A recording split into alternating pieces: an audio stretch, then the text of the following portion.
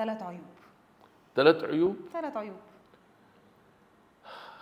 يعني شوفي، العيب اللي موجود في معظم البشر انه يكون يعني يتعامل بطيبه، او المشكله شوفي عكس اللي احنا قلناه، في مزايا عكسيه تنقلب عاد عليك انت. اوكي. يعني لما تكون انت متواضع، مثل ما نقول احنا في مصر، في مصر بنقول الناس تستوطي حيطك. يعني اللي هي تقلل منك او تقلل منك، يعني مش ايضا تديك هذا قيمتك. هذا طبعا مو الكل، لكن في كثير من الناس ايضا يعني يتعاملون على اساس انه خلاص هذا. يعني مثلا على سبيل المثال اروح اللوكيشن، يقولون لوكيشن الساعه 10، انا 10 الا ربع في اللوكيشن. صارت الناس ما تهتم فيك انت كفنان موجود، لانه الدكتور خلوه مو مشكله. جاي حد مثلا مستعجل، انا ما قعد وياكم اكثر من ساعه، مشهد واحد خلصوني كذا، فيجدون هذا الممثل. قد يكون هذا الممثل اصغر منك واقل منك خبره، سوري، واقل منك نجوميه، لكن لانه لسانه طويل فيجدوه. انا ما اعمل هذه الاشياء، انا احس ان هذه الاشياء تصغرني. صح.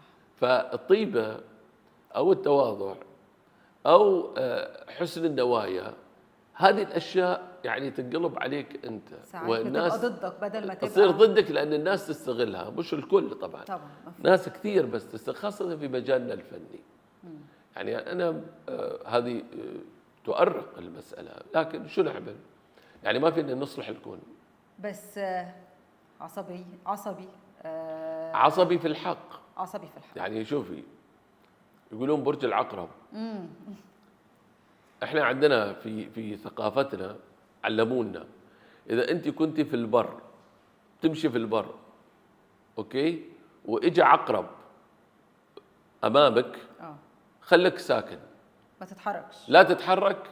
العقرب ولا يسأل فيك، بس اذا حاولت تتحرك ممكن يأذيك. يخاف العقرب ان انت ممكن تأذيه فيأذيك. هذا برج العقرب من الاخر. انا كويس، لكن اذا الواحد يجي يأذيني وانا ما عملت له شيء، هذا ما اسامحه ولا ممكن اكلمه مره ثانيه. ما تقولي لي لا متصالح ومش اوكي، انا متصالح مع ذاتي ومع الناس، لكن مو انت تجي تأذيني وتبغيني بعدين اقول لك معلش يلا اوكي حصل خير. لا، ما في شيء حصل خير. انت في الحق حقاني. انا حقاني في بيتي، مع اصدقائي، في شغلي. كان معروف عني في الوزاره اني اخذ حق الكل.